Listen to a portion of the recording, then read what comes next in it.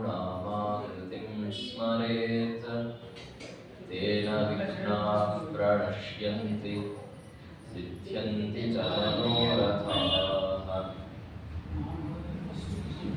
जन्माद्यस्य यतोऽन्वयादितरतश्चार्थेष्वभिज्ञस्वराट् तेने ब्रह्महृदाय आदिकवये मुह्यन्ति यं सूरयः। तेजो वारिमृदां यथा विनिमयो यत्र त्रिसर्गो मृषा धाम्ना स्वेन सदा निरस्तकुहकं सत्यं परं धीमहि। नमामि व्यासदासस्य पूर्णबुद्धेः पदाम्बुजे नतामरशिरो रत्नराजिनीराजिते सदा। अस्मद्गुरुसमारम्भां टीकाकृत्पादमध्यगां श्रीमदाचार्यपर्यन्तां वन्दे गुरुपरम्पराम्।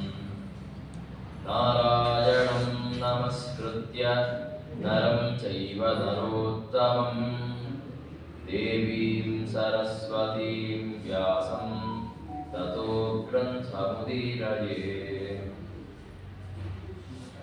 श्रीगुरुभ्यो नमः। हरि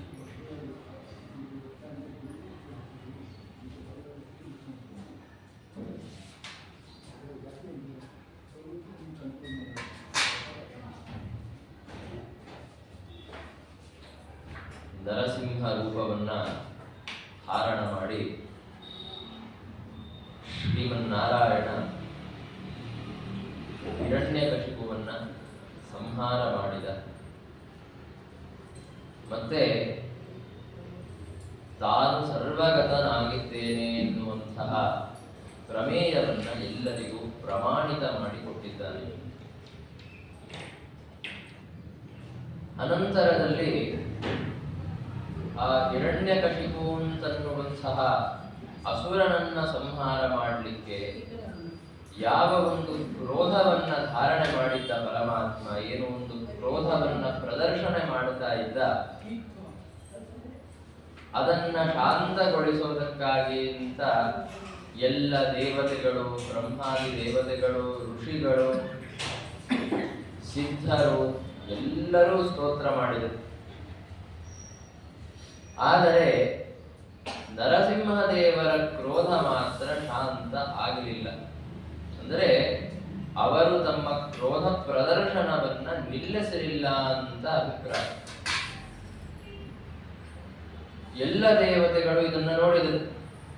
ನಾವೆಲ್ಲ ಸ್ತೋತ್ರ ಮಾಡಿದ್ದಾಯಿತು, ಪ್ರಾರ್ಥನೆ ಮಾಡಿದ್ದಾಯಿತು, ಆದರೆ ನರಸಿಂಹದೇವರ ಕ್ರೋಧ ಮಾತ್ರ ಇನ್ನೂ ಶಾಂತ ಆಗಲಿಲ್ವಲ್ಲ ಅಂತ ಹೇಳಿ ಕಡೆಗೆ ಬ್ರಹ್ಮದೇವರೇನು ಮಾಡುತ್ತಾರೆ ಅಂತಂದ್ರೆ ಲಕ್ಷ್ಮೀದೇವಿಯನ್ನ ಕರೆದುಕೊಂಡು ಬಂದರು.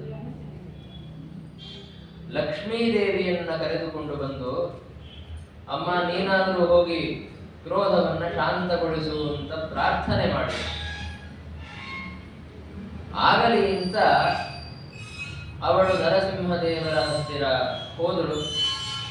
ಆದರೆ ಅವರ ಆ ಅದ್ಭುತವಾದಂತಹ ರೂಪವನ್ನ ನೋಡಿ ಸ್ವತಃ ಲಕ್ಷ್ಮೀದೇವಿಗೂ ಭಯ ಆಯಿತು. ಆ ಭಯದಿಂದಾಗಿ ಅವಳು ಇನ್ನಷ್ಟು ಹತ್ತಿರ ಹೋಗಲಿಲ್ಲ ಅಂತ ನಾವು ವರ್ಣನೆಯನ್ನ ಕಾಣುತ್ತೇವೆ. ಲಕ್ಷ್ಮೀದೇವಿಗೆ ಎಂಥ ಭಯ! ಬ್ರಹ್ಮದೇವರಿಗೆ ಭಯವಿಲ್ಲ ಅಂತ ಮುಂದೆ ಹೇಳೋರಿದ್ದಾರೆ.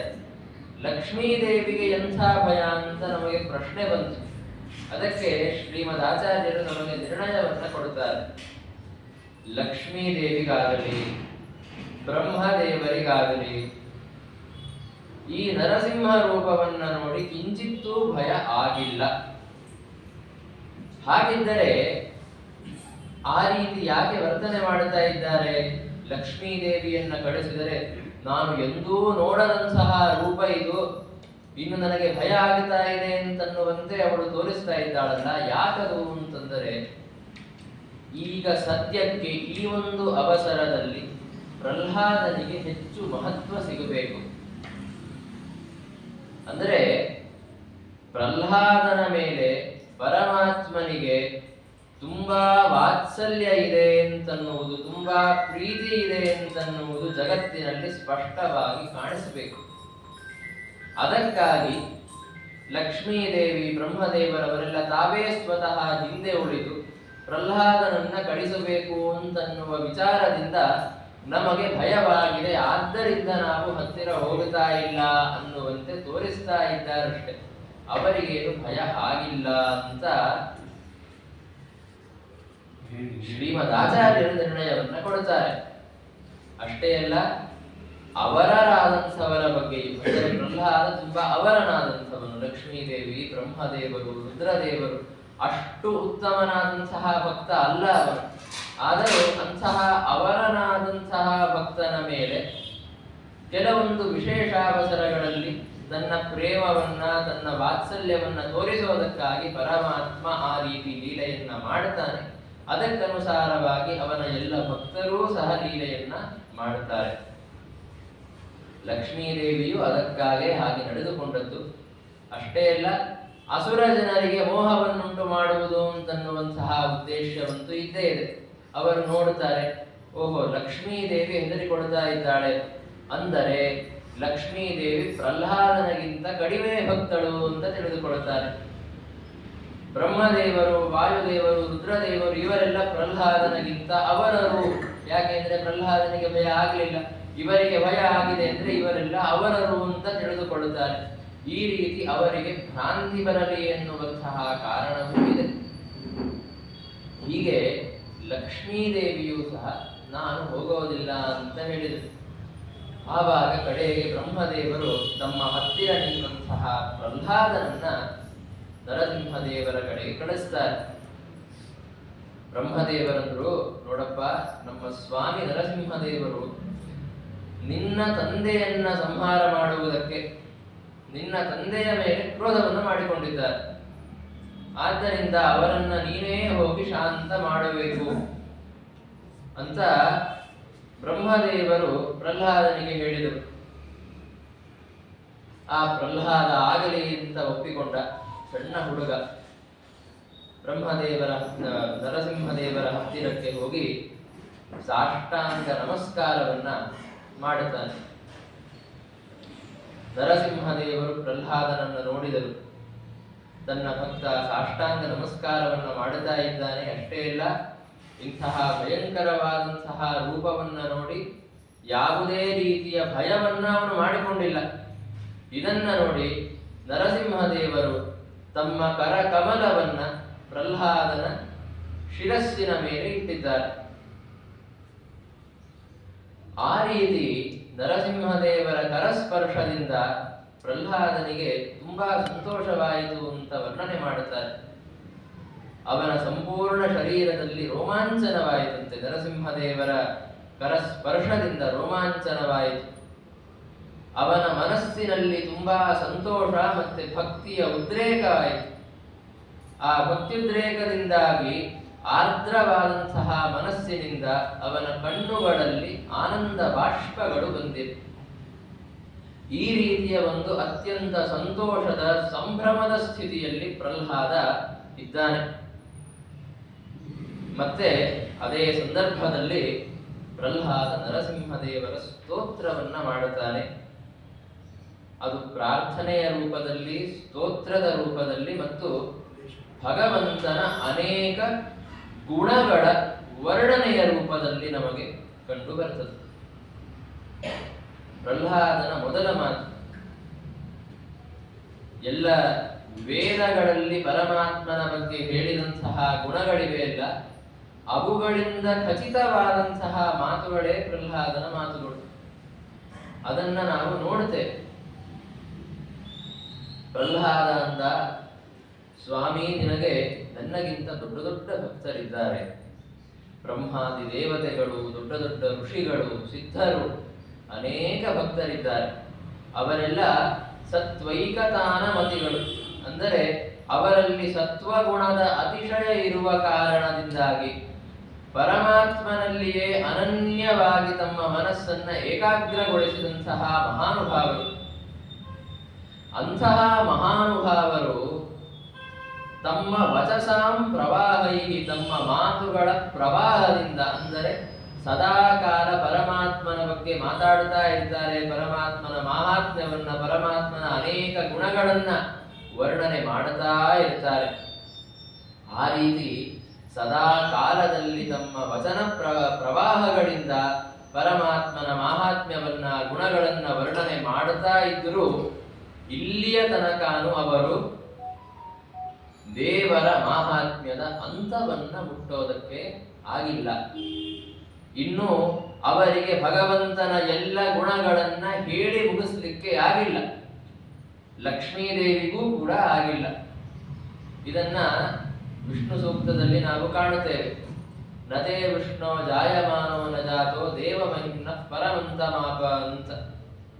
ಯಾರೂ ಕೂಡ ಪರಮಾತ್ಮನ ಅಂತವನ್ನ ಇಲ್ಲೂ ತನಕ ಹೊಂದಿಲ್ಲ ಅಂತ ಹೇಳ್ತಾರೆ.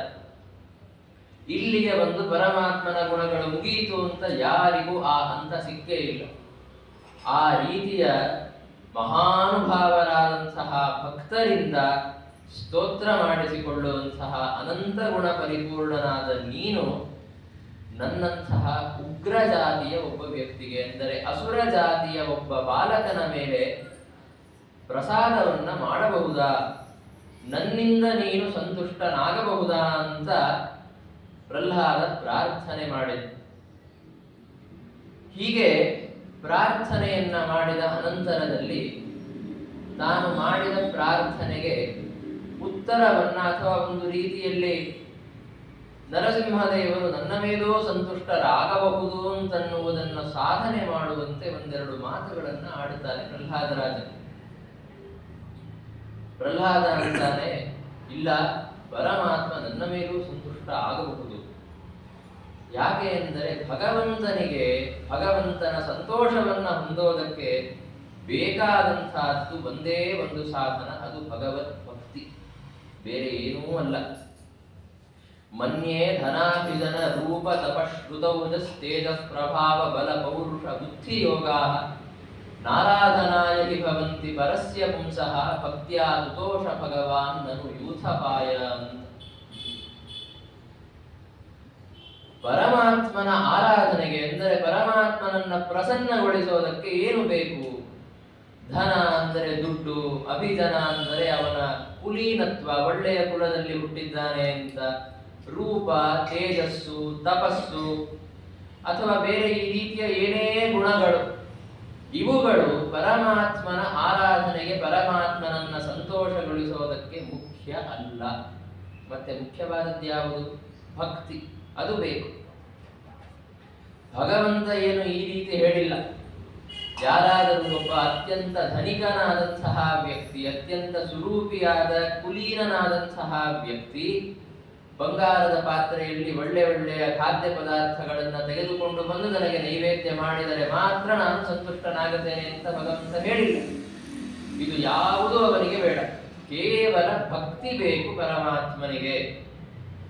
ನಿಮಗೆ ಹೇಗೆ ಗೊತ್ತಾಯಿತು ಅಂತಂದರೆ, ಉದಾಹರಣೆಗಳನ್ನು ನೋಡಿ ಗೊತ್ತಾಯಿತು ಅಂತಂದರೆ ಪ್ರಹ್ಲಾದರಾಜರು, ಎಲ್ಲಿ ಭಕ್ತಿ ಇಲ್ಲ ಅಂತಹ ಸ್ಥಾನದಲ್ಲಿ ಕುಲೀನತ್ವ, ಧನ, ರೂಪ ಎಲ್ಲ ಇದ್ದರೂ ಕೂಡ ಪರಮಾತ್ಮನ ಸಂತೋಷ ಸಿಗೋದಿಲ್ಲ, ಪರಮಾತ್ಮನ ಪ್ರಸಾದ ಅವರ ಮೇಲಾಗೋದಿಲ್ಲ.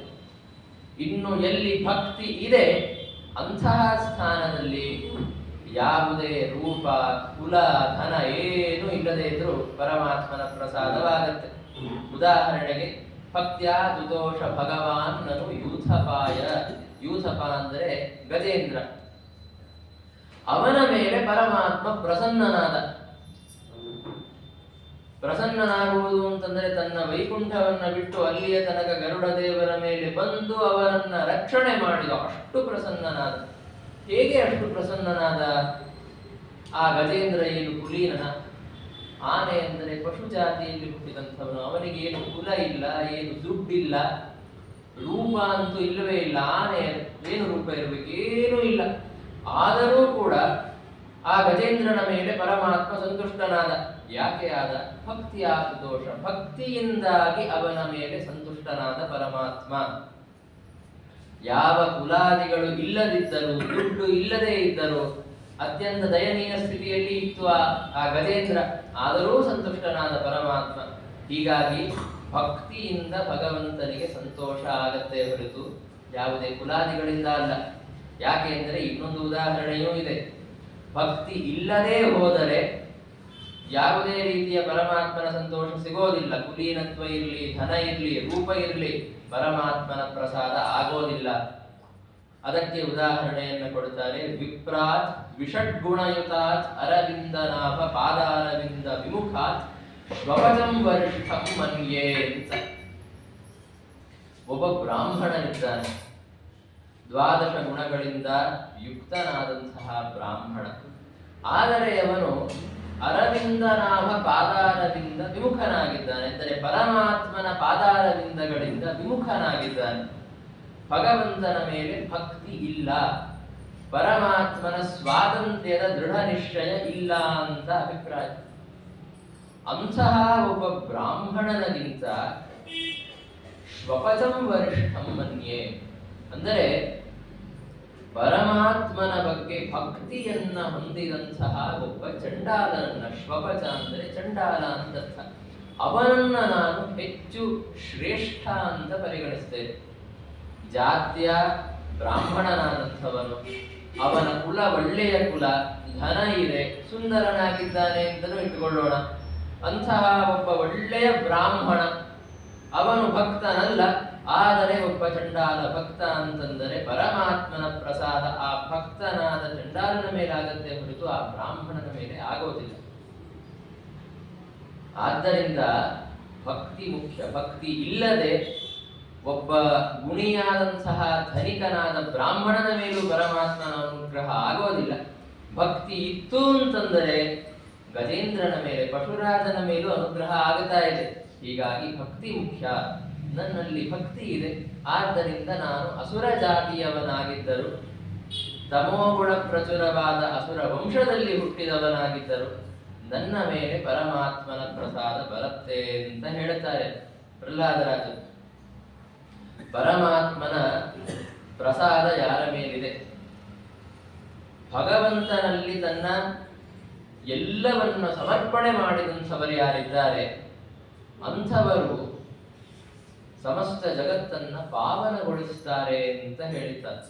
ತದರ್ಪಿತ ಮನೋ ವಚನಾತ್ಮ ಗೇಹ ಪ್ರಾಣ ಪುನಾತಿ ಸಕಲಂ ನದು ಭೂರಿಮಾನಃ ಅಂತ. ಪರಮಾತ್ಮನಲ್ಲಿ ತನ್ನ ಮನಸ್ಸು, ವಚನ, ತನ್ನ ಶರೀರ ಮತ್ತೆ ಉಳಿದಂತೆ ತನ್ನ ಹತ್ತಿರ ಇರುವಂತಹ ಭೌತಿಕ ಪದಾರ್ಥಗಳನ್ನ ಸಮರ್ಪಣೆ ಮಾಡಿದ ವ್ಯಕ್ತಿ ಏನಿರ್ತಾನೆ ಅವನು ಎಲ್ಲವನ್ನ ಪವಿತ್ರಗೊಳಿಸ್ತಾನೆ. ಅದು ಭೂರಿಮಾನಃ, ಅಂದರೆ ತನ್ನ ಬಗ್ಗೆ ಸ್ವಾತಂತ್ರ್ಯಾಭಿಮಾನ ಇರುವಂತಹ ಒಬ್ಬ ವ್ಯಕ್ತಿ ಎಷ್ಟೇ ಧನಿಕನಾಗಿದ್ದರೂ, ಜನರಿಗಾಗಿ ಜನರು ನೋಡ್ಲಿ ಅಂತ ಪೂಜೆ ಮಾಡುವಂಥವನಾಗಿದ್ದರು, ಅವನಿಗೆ ಪರಮಾತ್ಮ ಎಂದು ಸಂತುಷ್ಟನಾಗೋದಿಲ್ಲ. ಅಲ್ಲಿ ನಮಗೆ ಒಂದು ದೊಡ್ಡ ಪ್ರಶ್ನೆ ಬರುತ್ತೆ. ಯಾರಾದರೂ ಒಬ್ಬ ವ್ಯಕ್ತಿ ತನ್ನ ಸರ್ವವನ್ನ ಪರಮಾತ್ಮನಿಗೆ ಸಮರ್ಪಣೆ ಮಾಡಿದರೆ ಅದು ತುಂಬಾ ಒಳ್ಳೆಯದು ಅಂತ ನೀವು ಹೇಳ್ತೀರಾ. ಆದರೆ ಆ ಸಮರ್ಪಣೆ ಮಾಡೋದು ಹೇಗೆ ಅಂತ. ಸಮರ್ಪಣೆ ಅಂದ್ರೆ ಏನು ಮಾಡಬೇಕು? ನೀವು ಅದನ್ನ ತೆಗೆದುಕೊಂಡು ಹೋಗಿ ಕೊಡಬೇಕು, ಅವರು ಅದನ್ನ ಸ್ವೀಕಾರ ಮಾಡಬೇಕು. ನೀವು ಭಕ್ತಿ ಭಾವದಿಂದ ಕೊಟ್ಟದ್ದನ್ನ ಅವರು ಸ್ವೀಕರಿಸಿದರೆ ನಿಮ್ಮ ಸಮರ್ಪಣೆ ಸಂಪೂರ್ಣ ಆಗುತ್ತೆ. ಆದರೆ ಪರಮಾತ್ಮನಿಗೆ ಈ ರೀತಿಯ ಸಮರ್ಪಣೆಯನ್ನ ಮಾಡಲಿಕ್ಕೆ ಬರಲ್ಲ ಅಂತ ನಮಗೆ ಪ್ರಶ್ನೆ ಬಂತು. ಯಾಕೆ ಸಮರ್ಪಣೆ ಮಾಡ್ಲಿಕ್ಕೆ ಬರಲ್ಲ ಅಂತಂದ್ರೆ, ಪರಮಾತ್ಮ ತೆಗೆದುಕೊಂಡರೆ ತಾನೇ ಸಮರ್ಪಣೆಯಾಗಬೇಕು. ಪರಮಾತ್ಮ ಯಾಕೆ ತೆಗೆದುಕೊಳ್ತಾನೆ? ಯಾರಾದರೂ ಏನಾದರೂ ಒಂದು ಕೊಟ್ಟ ಪದಾರ್ಥವನ್ನ ಯಾಕೆ ತೆಗೆದುಕೊಳ್ತಾರೆ ಅಂದ್ರೆ, ಅವರ ಹತ್ತಿರ ಆ ಪದಾರ್ಥ ಇರೋದಿಲ್ಲ, ಬೇಕಾಗಿರುತ್ತೆ, ಆದ್ದರಿಂದ ತೆಗೆದುಕೊಳ್ತಾರೆ. ಉದಾಹರಣೆಗೆ, ಹಸಿವಿನಿಂದ ಬಂದಂತಹ ಅತಿಥಿಗಳಿಗೆ ಅನ್ನದಾನವನ್ನ ಮಾಡಿದರೆ ಅವರು ಯಾಕೆ ಸ್ವೀಕಾರ ಮಾಡುತ್ತಾರೆ? ಅವರಿಗೆ ಬುಭುಕ್ಷ, ಹಸಿವಾಗಿರುತ್ತೆ, ಆದ್ದರಿಂದ ಸ್ವೀಕಾರ ಮಾಡುತ್ತಾರೆ. ಅಂದರೆ ಯಾರೇ ಸ್ವೀಕಾರ ಮಾಡಿದರೆ ಅವರಲ್ಲಿ ಒಂದು ನ್ಯೂನತೆ ಇದೆ ಅಂತ ಅರ್ಥ. ಆ ನ್ಯೂನತೆಯನ್ನ ಪರಿಹರಿಸಿಕೊಳ್ಳೋದಕ್ಕಾಗಿ ಅಂತಲೇ ಅವರು ಸ್ವೀಕಾರ ಮಾಡುವುದು. ಪರಮಾತ್ಮನಲ್ಲಿ ಯಾವುದೇ ನ್ಯೂನತೆ ಇಲ್ಲ.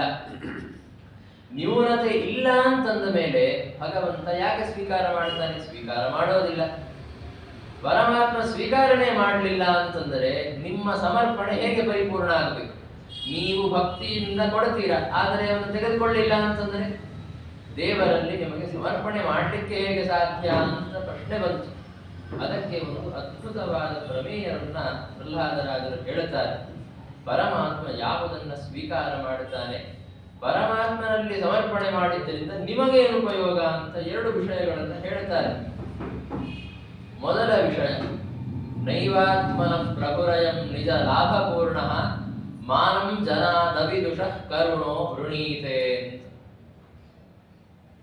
ಪರಮಾತ್ಮ ತನ್ನ ಭಕ್ತರು ಕೊಟ್ಟಂತಹ ಮಾನವನ್ನ ಅಂದರೆ ಪೂಜೆಯನ್ನ ಸ್ವೀಕಾರ ಮಾಡುತ್ತಾನೆ. ಅವಿದುಷೋಪಿ ಅಂತ ಹೇಳುತ್ತಾರೆ. ಪ್ರಭು ಅಯಂ, ಈ ಪರಮಾತ್ಮ ಅವಿದುಷೋಪಿ ಜನಾತ್ ಅಂದರೆ ಈ ಜನ್ಮದಲ್ಲಿ ಹೆಚ್ಚೇನು ಶಾಸ್ತ್ರಾಧಿಕಾರ ಇಲ್ಲದ ಕಾರಣದಿಂದಾಗಿ ಹೆಚ್ಚೇನು ಜ್ಞಾನ ಇರಲಿಲ್ಲ. ಆದರೆ ಕೇವಲ ಹರಿ ಸರ್ವೋತ್ತಮತ್ವ ಜ್ಞಾನ ಇದೆ, ಪರಮಾತ್ಮನ ಸ್ವಾತಂತ್ರ್ಯ ಮತ್ತೆ ತಮ್ಮ ಪರಾಧೀನತ್ವದ ಜ್ಞಾನ ಸ್ಪಷ್ಟವಾಗಿದೆ. ಅಷ್ಟೇ, ಹೆಚ್ಚು ವಿಷಯಗಳು ಗೊತ್ತಿಲ್ಲ, ಶಾಸ್ತ್ರಜ್ಞಾನ ಇಲ್ಲ ಅಂತನ್ನುವಂತಹ ವ್ಯಕ್ತಿ ಏನಿರ್ತಾನೆ, ಅಂಥವನಿಂದಲೂ ಕೂಡ ಪರಮಾತ್ಮ ಪೂಜೆಯನ್ನು ಸ್ವೀಕಾರ ಮಾಡುತ್ತಾನೆ.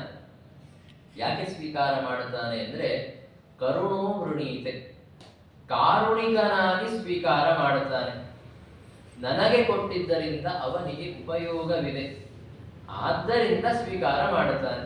ಭಕ್ತರ ಮೇಲೆ ಪ್ರೇಮ ಪರಮಾತ್ಮನಿಗೆ, ಭಕ್ತರ ಮೇಲೆ ದಯೆ, ಆದ್ದರಿಂದ ನನಗೆ ಕೊಟ್ಟರೆ ನನ್ನ ಭಕ್ತನಿಗೆ ಉಪಯೋಗ, ನಾನು ಅದನ್ನು ಸ್ವೀಕಾರ ಮಾಡಿದರೆ ನನ್ನ ಭಕ್ತನಿಗೆ ಉಪಯೋಗ, ಆದ್ದರಿಂದ ಪರಮಾತ್ಮ ಸ್ವೀಕಾರ ಮಾಡುತ್ತಾನಷ್ಟೇ, ಬೇರೆ ಏನಿಲ್ಲ. ಹೀಗೆ ಅವನೇನು ಸ್ವೀಕಾರ ಮಾಡುತ್ತಾನಲ್ಲ, ತತ್ ನೈವ ಆತ್ಮನಃ, ಅದು ತನಗಾಗಿ ಅಂತ ಸ್ವೀಕಾರ ಮಾಡೋದಿಲ್ಲ, ಸ್ವಾರ್ಥಕ್ಕಾಗಿ ಅಂತ ಸ್ವೀಕಾರ ಮಾಡೋದಿಲ್ಲ.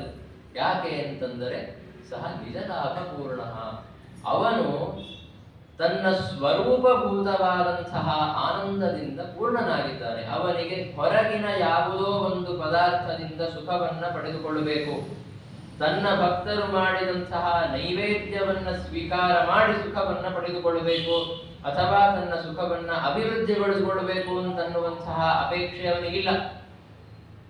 ಅವನಿಗೆ ಸ್ವತಃ ಅನಂತ ಆನಂದ ಇದ್ದೇ ಇದೆ. ಹೀಗಾಗಿ ತನಗಾಗಿ ಎಲ್ಲದೇ ಹೋದರೂ ತನ್ನ ಭಕ್ತನ ಮೇಲೆ ಕಾರುಣ್ಯದಿಂದ ಆ ಭಕ್ತ ಹೆಚ್ಚೇನು ಜ್ಞಾನಿ ಆಗದಿದ್ದರೂ ಕೂಡ ಅವನಿಂದ ಕಾರುಣಿಕನಾದಂತಹ ಪರಮಾತ್ಮ ಪೂಜೆಯನ್ನು ಸ್ವೀಕಾರ ಮಾಡುತ್ತಾನೆ. ಇದೇ ವಾಕ್ಯಕ್ಕೆ ಇನ್ನೊಂದು ಅರ್ಥವೂ ಇದೆ. ಆ ಅರ್ಥವು ತುಂಬಾ ಮುಖ್ಯ. ಪರಮಾತ್ಮ ಅವಿದುಷಃ ಜನಾತ್ ಕರುಣೋಪಿ ಮಾನಂ ನ ವೃಣೀತೆ ಅಂತ. ಶ್ರೀಮನ್ನಾರಾಯಣ ತನ್ನ ಸ್ವಾತಂತ್ರ್ಯವನ್ನ ಅರಿಯದಂತಹ ಜನರಿಂದ, ಅಂದರೆ ಶ್ರೀಮನ್ನಾರಾಯಣ ಸ್ವತಂತ್ರ, ಅವನು ಸರ್ವೋತ್ತಮ, ನಾನು ಪರತಂತ್ರ ಇತ್ಯಾದಿ ವಿಷಯಗಳನ್ನು ಸ್ಪಷ್ಟವಾಗಿ ತಿಳಿದುಕೊಳ್ಳದಂತಹ ಜನರು ಮಾಡುವ ಪೂಜೆ, ಅದು ದಾಂಭಿಕ ಪೂಜೆ ಅಂತ ಆಗತ್ತೆ. ಅವನಿಗೇನು ಭಗವಂತ ಸರ್ವೋತ್ತಮ ಅನ್ನುವ ಜ್ಞಾನ ಇಲ್ಲ, ನಾನೇ ಮಾಡ್ತಾ ಇರೋದು ಅಂತ ತನ್ನ ವಿಷಯದಲ್ಲೇನೆ ಸ್ವಾತಂತ್ರ್ಯ ಜ್ಞಾನ ಇದೆ. ನಾನು ಸ್ವತಂತ್ರವಾಗಿ ಈ ಕಾರ್ಯವನ್ನು ನಿರ್ವಹಣೆ ಮಾಡ್ತಾ ಇದ್ದೇನೆ ಎನ್ನುವ ಜ್ಞಾನವೇ ಇದೆ. ಆದರೂ ನಾನು ಪೂಜೆ ಮಾಡುವುದಿಲ್ಲ ಅಂತ ಗೊತ್ತಾಗಿ ಬಿಟ್ರೆ ಸಮಾಜದಲ್ಲಿ 4 ಜನ ಏನಂತಾರೋ ಅಂತನ್ನುವ ಹೆದರಿಕೆಯಿಂದ ತೋರಿಕೆಯ ಪೂಜೆಯನ್ನ ಮಾಡುತ್ತಾ ಇರ್ತಾನೆ. ಅವನ ಒಳಗೆ ಹೊತ್ತು ನೋಡಿದರೆ ಅವನಿಗೆ ಭಕ್ತಿ ಇಲ್ಲ. ಅಂತಹ ಅಯೋಗ್ಯನಾದ ಅಜ್ಞಾನಿಯಾದಂತಹ ಮನುಷ್ಯ ಮಾಡಿದ ಪೂಜೆಯನ್ನ ಕರುಣೋಪಿ ನ ವೃಣೀತೆ, ಅವನು ತುಂಬಾ ದಯಾಸಾಗರನಾಗಿದ್ದಾನೆ, ಆದರೂ ಅವನಿಂದ ಪೂಜೆಯನ್ನು ಸ್ವೀಕಾರ ಮಾಡೋದಿಲ್ಲ. ಯಾಕೆ ಅಂತಂದರೆ ಸಹ ನಿಜ ಲಾಭಪೂರ್ಣ, ಅವನಿಗೆ ಸ್ವರೂಪಭೂತವಾದಂತಹ ಅನಂತ ಆನಂದ ಇದೆ. ಈ ಅಜ್ಞಾನಿಯಾದಂತಹ ವ್ಯಕ್ತಿ ತಿರಸ್ಕಾರದಿಂದ ದಾಂಭಿಕವಾಗಿ ಪೂಜೆ ಮಾಡಿದ್ದನ್ನು ಸ್ವೀಕಾರ ಮಾಡಿ ಪರಮಾತ್ಮ ಏನು ಉದ್ಧಾರ ಆಗಬೇಕಾಗಿಲ್ಲ. ಅದಕ್ಕೆ ಸತ್ಯಧರ್ಮ ತೀರ್ಥರು ಬರೀತಾರೆ, ಯಾರಾದರೂ ಒಬ್ಬರು ದಾನವನ್ನು ಸ್ವೀಕಾರ ಮಾಡುತ್ತಾರೆ, ದಾನವನ್ನು ಸ್ವೀಕಾರ ಮಾಡಬೇಕಾದರೆ ದಾನವನ್ನು ಕೊಡ್ತಾ ಇರುವಂತಹ ಧನಿಕ ಏನಿರ್ತಾನಲ್ಲ ಅವನು ಸ್ವಲ್ಪ ಅಹಂಕಾರಿ, ಅವನಿಗೆ ಸ್ವಲ್ಪ ದರ್ಪ ಇರುತ್ತೆ. ಅವನು ಭಕ್ತಿಭಾವದಿಂದ ವಿನಮ್ರನಾಗಿ ಕೊಡೋದಿಲ್ಲ. ಅವನು ನಾನು ದುಡ್ಡು ಕೊಡ್ತಾ ಇದ್ದೇನೆ ಅಂತನ್ನುವಂತಹ ಒಂದು ದರ್ಪ ಭಾವನೆಯಿಂದ ಕೊಡ್ತಾನೆ. ಆದರೂ ಪಾಪ ದಾನ ತೆಗೆದುಕೊಳ್ತಾ ಇದ್ದಂತಹ ಉದಾಹರಣೆಗೆ ಯಾರೋ ಬ್ರಾಹ್ಮಣರು ದಾನವನ್ನು ಆಗಲಿ ಅಂತ ಇಸಿದುಕೊಳ್ತಾರೆ. ಯಾಕೆ ಎಂದರೆ ಅವರಿಗೆ ಅವಶ್ಯಕತೆ ಇದೆ, ಅವರು ಅಪರಿಪೂರ್ಣರು. ಆ ದಾನವನ್ನು ಸ್ವೀಕಾರ ಮಾಡಲಿಲ್ಲ ಅಂತಂದ್ರೆ ನಾಳೆಯ ಊಟ ಹೇಗೆ ಎನ್ನುವಂತಹ ಚಿಂತೆ ಇರುತ್ತೆ. ಈ ಕಾರಣದಿಂದ ತಮ್ಮಲ್ಲಿ ಇರುವಂತಹ ಅಪರಿಪೂರ್ಣತೆಯ ಕಾರಣದಿಂದ ಏನು ಮಾಡುತ್ತಾರೆ, ತಿರಸ್ಕಾರದಿಂದ ವಿನಮ್ರತೆ ಇಲ್ಲದೆ ಕೊಟ್ಟರು ಅವರು ಸ್ವೀಕಾರ ಮಾಡುತ್ತಾರೆ. ಆದರೆ ಪರಮಾತ್ಮ ಯಾಕೆ ಮಾಡ್ತಾನೆ? ಆ ತಿರಸ್ಕಾರ ಭಾವನೆಯಿಂದ ಗೌರವ ಇಲ್ಲದೆ ಕೊಟ್ಟಂತಹ ಪೂಜೆಯನ್ನು ಪರಮಾತ್ಮ ಯಾಕೆ ಸ್ವೀಕಾರ ಮಾಡ್ತಾನೆ? ಅವನೇನು ಅಪರಿಪೂರ್ಣ ಅಲ್ಲ. ಅವನಿಗೇನು ನೀವು ಮಾಡದಂತಹ ನೈವೇದ್ಯ ತೆಗೆದುಕೊಳ್ಳಿಲ್ಲ ಅಂತಂದ್ರೆ ಇವತ್ತು ಊಟ ಹೇಗೆ ಎನ್ನುವಂತಹ ಚಿಂತೆ ಇಲ್ಲ. ಆದ್ದರಿಂದ ಅವನು ಸ್ವೀಕಾರ ಮಾಡೋದಿಲ್ಲ. ಹೀಗಾಗಿ ಭಗವಂತ ನಿಮ್ಮ ಪೂಜೆಯನ್ನ ನೀವು ಸಮರ್ಪಣೆ ಮಾಡಿದ ಪದಾರ್ಥಗಳನ್ನು ಸ್ವೀಕಾರ ಮಾಡತಾನೋ ಇಲ್ಲವೋ ಅನ್ನುವಂತಹ ಪ್ರಶ್ನೆ ಬಂದರೆ ಉತ್ತರ ಇಷ್ಟೆ: ಅವನು ಕಾರುಣಿಕ, ನಿಮಗೆ ಅನುಕೂಲವಾಗಲಿ, ನಿಮಗೆ ಫಲ ಸಿಗಲಿ ಅಂತ ಖಂಡಿತವಾಗಿ ಸ್ವೀಕಾರ ಮಾಡ್ತಾನೆ. ಆದರೆ ಭಗವಂತನಿಗೆ ಇರೋದು ಒಂದೇ ಕಂಡೀಷನ್: ನೀವು ಪರಮಾತ್ಮ ಸ್ವತಂತ್ರ, ಅವನು ಸರ್ವೋತ್ತಮ, ನಾನಲ್ಲ ಅಂತನ್ನುವಂತಹ ಭಕ್ತಿಭಾವದಿಂದ ಪೂಜೆಯನ್ನ ಮಾಡಬೇಕು, ಭಕ್ತಿಭಾವದಿಂದ ಸಮರ್ಪಣೆಯನ್ನ ಮಾಡಬೇಕು. ಆವಾಗ ಅವನು ನಿಶ್ಚಿತವಾಗಿಯೂ ಸ್ವೀಕಾರ ಮಾಡೇ ಮಾಡ್ತಾನೆ ಅಂತ ಪ್ರಹ್ಲಾದರಾಜರಂದರು. ಹೀಗಾಗಿ ತನ್ನ ಎಲ್ಲವನ್ನು ಸಮರ್ಪಣೆ ಮಾಡಿದಂತಹ ವ್ಯಕ್ತಿ ಸಕಲ ಜಗತ್ಪಾವನ ಅಂತ ಹೇಳಿದ್ರಲ್ಲ, ಸಮರ್ಪಣೆ ಹೇಗಾಗೋದು ಅಂದರೆ ಪರಮಾತ್ಮನ ಕಾರುಣ್ಯದಿಂದಾಗಿ ಆಗುವುದು ಅಂತ ಉತ್ತರ ಅದಕ್ಕೆ.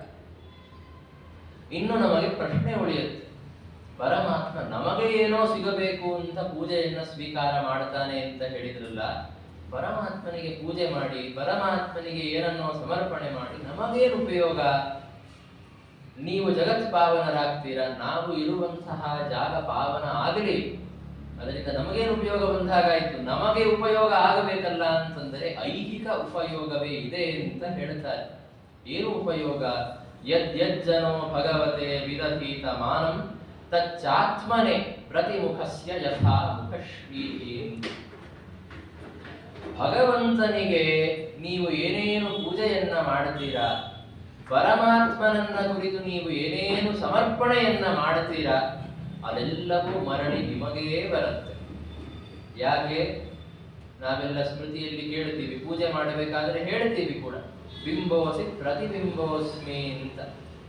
ಪರಮಾತ್ಮ ನೀನು ಬಿಂಬನಾಗಿದ್ದೀಯ, ನಾನು ಪ್ರತಿಬಿಂಬನಾಗಿದ್ದೇನೆ ಅಂತ. ಬಿಂಬ ಅಂತಂದರೆ ಪರಮಾತ್ಮನಿಗೆ ನಾವು ಅಧೀನರು ಅಂತ ಅರ್ಥ. ಅದಕ್ಕೆ ಉದಾಹರಣೆಯನ್ನ ಕೊಡ್ತಾರೆ ಭಾಗವತದಲ್ಲಿ. ಪ್ರಹ್ಲಾದರಾಜರು ಹೇಳಿದಂತಹ ಉದಾಹರಣೆ: ಕನ್ನಡಿಯ ಮುಂದೆ ನೀವು ನಿಂತುಕೊಂಡಾಗ ನಿಮ್ಮ ಪ್ರತಿಬಿಂಬ ಕನ್ನಡಿಯಲ್ಲಿ ಮೂಡುತ್ತೆ. ಆದರೆ ಸದ್ಯಕ್ಕೆ ಅದೇನು ಅಂತಂದರೆ ಯಾವುದೇ ಅಲಂಕಾರ ಇಲ್ಲ, ಸುಮ್ಮನೆ ಹಾಗೆ ನಿಂತುಕೊಂಡಿದೆ. ಆ ಪ್ರತಿಮುಖಕ್ಕೆ, ಕನ್ನಡಿಯಲ್ಲಿ ಕಾಣಿಸುವ ನಿಮ್ಮ ಪ್ರತಿಮುಖಕ್ಕೆ ಅಲಂಕಾರ ಆಗಬೇಕು ಅಂದರೆ ನೀವೇನು ಮಾಡಬೇಕು? ಕನ್ನಡಿಯೊಳಗೆ ಕೈ ಹಾಕಿ ಆ ಪ್ರತಿಮುಖಕ್ಕೆ ಸಾಕ್ಷಾತ್ತಾಗಿ ಅಲಂಕಾರ ಮಾಡಲಿಕ್ಕೆ ಆಗೋದಿಲ್ಲ. ಅದಕ್ಕೆ ಚೆನ್ನಾಗಿ ಏನೋ ಮುಖರಾಗಾದಿಗಳನ್ನು ಹಚ್ಚಲಿಕ್ಕೆ ಆಗೋದಿಲ್ಲ. ಮತ್ತೆ ಏನು ಮಾಡಬೇಕು ಅಂತಂದರೆ ಆ ಕನ್ನಡಿಯ ಮುಂದೆ ನಿಂತಹ ಮುಖ ಇದೆಯಲ್ಲ, ಬಿಂಬವಾದ ಮುಖ, ಅದಕ್ಕೆ ಅಲಂಕಾರವನ್ನ ಮಾಡಬೇಕು, ಅದಕ್ಕೆ ಮುಖರಾಗಾದಿಗಳನ್ನು ಹಚ್ಚಬೇಕು, ಒಡವೆ ತೊಡಸಬೇಕು. ಆವಾಗ ಅದು ಪ್ರತಿಮುಖಕ್ಕೂ ಬರುತ್ತೆ.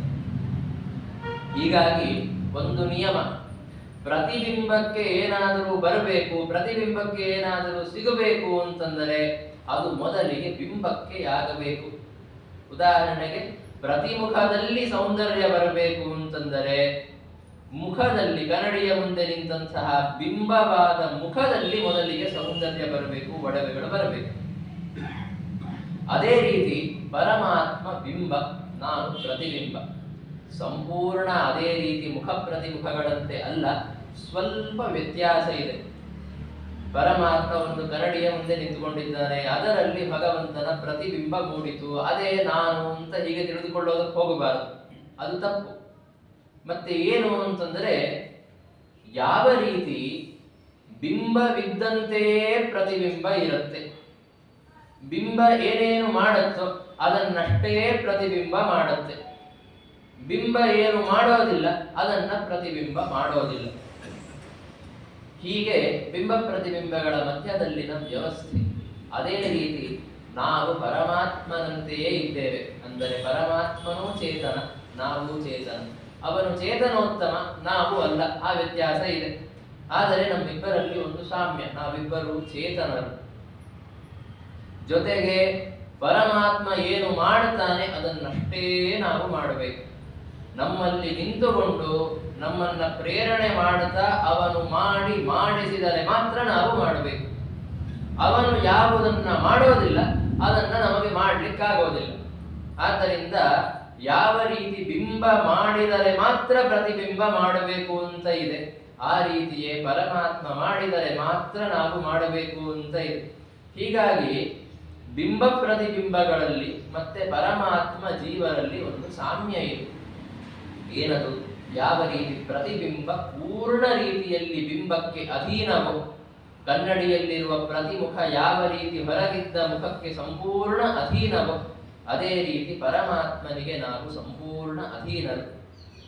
ಹೀಗಾಗಿ ಯಾವ ರೀತಿ ಪ್ರತಿಮುಖಕ್ಕೆ ಅಲಂಕಾರವಾಗಬೇಕು, ಪ್ರತಿಮುಖಕ್ಕೆ ಸೌಂದರ್ಯ ಬರಬೇಕು ಅಂತಂದರೆ ಮೊದಲಿಗೆ ಮುಖಕ್ಕೆ ಅಲಂಕಾರ ಆಗಬೇಕು. ಅದೇ ರೀತಿ ಪ್ರತಿಬಿಂಬರಾದ ನಮಗೆ ಏನಾದರೂ ಲಾಭ ಆಗಬೇಕು ಅಂದರೆ ಅದನ್ನ ನಾವು ಪರಮಾತ್ಮನಿಗೆ ಸಮರ್ಪಣೆ ಮಾಡಬೇಕು. ಯಾಕೆ ಎಂದರೆ ಅವನೇ ಬಿಂಬಭೂತನಾದಂಥವನು. ಅವನಿಗೆ ಸಮರ್ಪಣೆ ಮಾಡಿದರೆ ಅದು ನಮಗೆ ಬಂದೇ ಬರುತ್ತೆ. ಹೀಗಾಗಿ ಪರಮಾತ್ಮನಿಗೆ ನಾವು ಸಮರ್ಪಣೆ ಮಾಡುತ್ತೇವೆ, ಅದರಿಂದ ನಮಗೇನು ಉಪಯೋಗ ಅಂತ ಕೇಳಿದರೆ ನಿಮಗೇ ಉಪಯೋಗ. ಪರಮಾತ್ಮನಿಗೇನು ಉಪಯೋಗ ಇಲ್ಲ, ನಿಮಗೇ ಉಪಯೋಗ. ಅವನಿಗೆ ಸಮರ್ಪಣೆ ಮಾಡಿದ ಎಲ್ಲ ಪದಾರ್ಥಗಳು ಅವನ ಪ್ರತಿಬಿಂಬರಾದ ನಿಮಗೆ ಮರಳಿ ಬರುತ್ತೆ. ಹೀಗಾಗಿ ನೀವು ನೈವೇದ್ಯ ಮಾಡುತ್ತೀರ, ಪರಮಾತ್ಮ ಅನುಗ್ರಹ ಮಾಡಿದ ಅಂತಂದರೆ ನಿಮಗೆ ತೃಪ್ತಿಯಾಗತ್ತೆ. ಇದಕ್ಕೆ ಸಾಮಾನ್ಯವಾಗಿ ಕಾಣಿಸೋದಿಲ್ಲ. ನಾವೆಲ್ಲ ನೈವೇದ್ಯ ಮಾಡುತ್ತೇವೆ, ಆದರೆ ನಮಗೆ ತೃಪ್ತಿಯಾಗುವುದು ಮಾತ್ರ ಊಟ ಮಾಡಿದಾಗ ಅಂತ ನಮಗೆ ಪ್ರಶ್ನೆ ಬರಬಹುದು. ಆದರೆ ನಿಜವಾಗಿಯೂ ಪುರಾಣಗಳಲ್ಲಿ ಹುಡುಕಿದಾಗ ಇದಕ್ಕೆ ದೃಷ್ಟಾಂತಗಳು ಸಿಗುತ್ತೆ. ತುಂಬಾ ಪ್ರಸಿದ್ಧ ದೃಷ್ಟಾಂತ ಅಂತಂದ್ರೆ, ಶ್ರೀನಿವಾಸ ದೇವರು ವಿವಾಹಕ್ಕಾಗಿ ಅಂತ ಆಕಾಶರಾಜನ ಪಟ್ಟಣಕ್ಕೆ ಹೋಗಬೇಕಾದರೆ ಮಧ್ಯದಲ್ಲಿ ಶುಕಾಚಾರ್ಯರ ಆಶ್ರಮದಲ್ಲಿ ತಂಗಿದರಂತೆ. ಅಲ್ಲಿ ಶುಕಾಚಾರ್ಯರು ಪ್ರಾರ್ಥನೆ ಮಾಡಿದರು, ಪರಮಾತ್ಮ ಪ್ರತಿ ದಿವಸ ನಿನ್ನನ್ನು ನಾನು ಪೂಜೆ ಮಾಡುತ್ತೇನೆ, ಆದರೆ ಈ ರೀತಿಯ ದೃಶ್ಯ ರೂಪದಿಂದ ಸಾಕ್ಷಾತ್ತಾಗಿ ನನ್ನ ಮನೆಗೆ ಬಂದಿದ್ದೀಯ, ನಿನಗೆ ಸಾಕ್ಷಾತ್ತಾಗಿ ಪ್ರತ್ಯಕ್ಷವಾಗಿ ನೈವೇದ್ಯ ಮಾಡಬೇಕು ಅನ್ನುವ ಅಪೇಕ್ಷೆ ಇದೆ. ಹೀಗಾಗಿ ನಾನು ಕೆಲವು ಖಾದ್ಯ ಪದಾರ್ಥಗಳನ್ನು ಸಿದ್ಧ ಮಾಡುತ್ತೇನೆ, ಅದನ್ನು ಸ್ವೀಕಾರ ಮಾಡುವಂತ ಪ್ರಾರ್ಥನೆ ಮಾಡಿದೆ. ಶ್ರೀನಿವಾಸ ದೇವರು ಆಗಲಿ ಅಂತ ಒಪ್ಪಿಕೊಂಡ್ರು. ಅವರೇನು ಹೆಚ್ಚು ಮಾಡಲಿಲ್ಲಂತೆ. ಅವರು ಕೇವಲ ಒಂದು ಅಕ್ಕಿಯಂತೆ ಇರುವಂತಹ ಬೀಜದ ಅನ್ನ ಮತ್ತೆ ಹುಣಸೆ ಹಣ್ಣಿನ ಗೊಜ್ಜು ಮಾಡಿದ್ರು ಅಷ್ಟೇ. ಇಷ್ಟನ್ನೇ ಮಾಡಿ ಒಂದು ಎಲೆಯಲ್ಲಿ ಪದ್ಮಪತ್ರದಲ್ಲಿ ಹಾಕಿ ಶ್ರೀನಿವಾಸ ದೇವರ ಮುಂದೆ ತಂದಿಟ್ಟರು. ಶ್ರೀನಿವಾಸ ದೇವರು ಕೇವಲ ಶುಕಾಚಾರ್ಯರ ಭಕ್ತಿಯಿಂದ ಸಂತುಷ್ಟರಾಗಿ ಅದನ್ನು ಸ್ವೀಕಾರ ಮಾಡಿದರು. ಆದರೆ ಶ್ರೀನಿವಾಸ ದೇವರು ದೊಡ್ಡ ಪರಿವಾರ ಇತ್ತು, ಕೋಟ್ಯಾಂತ ಜನರ ಪರಿವಾರ. ಆ ಪರಿವಾರದಲ್ಲಿ ಎಷ್ಟೋ ಜನ ಋಷಿಗಳು, ದೇವತೆಗಳು ಎಲ್ಲರಿದ್ದಾರೆ. ಅವರು ಉಪವಾಸ ಇದ್ರು ಇಡೀ ದಿವಸ. ಅವರಿಗೆ ಸಿಟ್ಟು ಬಂದು ಬಿಡುತ್ತೆ, ನಮಗೆ ಊಟಕ್ಕೆ ಹಾಕಲಿಲ್ಲ, ಅವರನ್ನಷ್ಟೇ ಒಳಗೆ ಕರೆದು ಊಟಕ್ಕೆ ಹಾಕ್ತಾ ಇದ್ದಾರೆ ಅಂತ ಸಿಟ್ಟು ಬಂದು ಶುಕಾಚಾರ್ಯರು ತಮ್ಮ ಕುಟೀರದಿಂದ ಹೊರಗೆ ಬರಲಿ, ಅವರಿಗೆ ಶಾಪ ಕೊಡೋಣ ಅಂತ ಸಿದ್ಧರಾಗಿ ನಿಂತಿದ್ದರಂತೆ. ಇದನ್ನ ತಿಳಿದುಕೊಂಡ ಪರಮಾತ್ಮ ನೋಡಿದ ಎಲ್ಲರ ಮನಸ್ಸಿನಲ್ಲಿ ಹೀಗಿದೆ ಅಂತ ಅವನು ತಾನೇ ಸ್ವತಃ ಹೊರಗೆ ಹೋದ. ಹೊರಗೆ ಹೋಗಿ ನನಗೆ ತೃಪ್ತಿಯಾಗಿದೆ ಅಂತನ್ನುವುದನ್ನ ತೋರಿಸ್ತಾ ತೇಜಿದ. ಪರಮಾತ್ಮನಿಗೆ ತೃಪ್ತಿಯಾಗಿದೆ ಎನ್ನುವ ತೃಪ್ತಿಯಾದ ಕೂಡಲೇ ಆ ಪರಿವಾರದಲ್ಲಿ ಇದ್ದಂತಹ ಎಲ್ಲ ಋಷಿಗಳಿಗೆ, ದೇವತೆಗಳಿಗೆ ತೃಪ್ತಿಯಾಯಿತು. ಹೀಗೆ ಪರಮಾತ್ಮನಿಗೆ ತೃಪ್ತಿಯಾದದ್ದು. ಆದರೆ ಪ್ರತಿಬಿಂಬ ರೂಪರಾದ ಅಲ್ಲಿದ್ದ ಎಲ್ಲ ಭಕ್ತರಿಗೂ ತೃಪ್ತಿಯಾಯಿತು. ಅವರೇ ಊಟ ಮಾಡಿರಲಿಲ್ಲ ಪ್ರತ್ಯಕ್ಷವಾಗಿ, ಆದರೂ ತೃಪ್ತಿಯಾಯಿತು. ಹಾಗೆ ಪರಮಾತ್ಮನಿಗೆ ನಾವು ಸಮರ್ಪಣೆ ಮಾಡಿದರೆ ಅದು ನಮಗೇ ಬರುತ್ತೆ. ಕೆಲವೊಂದು ಬಾರಿ ಅದು ನಮಗೆ ಗೊತ್ತಾಗಬಹುದು, ಕೆಲವೊಂದು ಬಾರಿ ಅದು ಗೊತ್ತಾಗದೇ ಇರಬಹುದು ಅಷ್ಟೇ. ಆದರೆ ನಾವು ಮಾಡಿದ ಪೂಜೆಯ ಫಲ ನಮಗೆ ಬರುತ್ತೆ, ಪರಮಾತ್ಮನಿಗೆ ಅದರಿಂದ ಏನು ಉಪಯೋಗ ಇಲ್ಲ. ಉಪಯೋಗ ಆದರೆ ನಮಗೆ ಮಾತ್ರ. ಇಷ್ಟೆಲ್ಲ ಹೇಳಿದ್ದರಿಂದ ಏನು ಗೊತ್ತಾಯಿತು? ಇಷ್ಟೆಲ್ಲ ಯಾಕೆ ಹೇಳ್ತಾ ಇದ್ದೀರಾ ಅಂತಂದರೆ, ಭಕ್ತಿಯ ಪ್ರಾಮುಖ್ಯವನ್ನ ತೋರಿಸೋದಕ್ಕಾಗಿ ಹೇಳ್ತಾ ಇದ್ದೇವೆ. ಭಕ್ತಿ ಪ್ರಮುಖ ಅಂತಾದ್ದರಿಂದ ಅಸುರ ಜಾತಿಯಲ್ಲಿ ಹುಟ್ಟಿದಂತಹ ನನ್ನ ಮೇಲೂ ಕೂಡ ಶ್ರೀಮನ್ನಾರಾಯಣ ಖಂಡಿತವಾಗಿಯೂ ಅನುಗ್ರಹವನ್ನ ಮಾಡುತ್ತಾನೆ ಅಂತ ಪ್ರಹ್ಲಾದರಾಜರು ಹೇಳುತ್ತಾರೆ. ಅನಂತರದಲ್ಲಿ ಅವರಂದರು, ಭಕ್ತಿಯಿಂದಲೇ ನೀನು ಸಂತುಷ್ಟನಾಗತಿ ಅಂತಾದ್ದರಿಂದ ನಾನು ನಿನ್ನನ್ನು ಸಂಪೂರ್ಣವಾಗಿ ಸ್ತೋತ್ರ ಮಾಡುವ ಅವಶ್ಯಕತೆ ಇಲ್ಲ, ನನಗೆ ಆ ಸಾಮರ್ಥ್ಯವೂ ಇಲ್ಲ.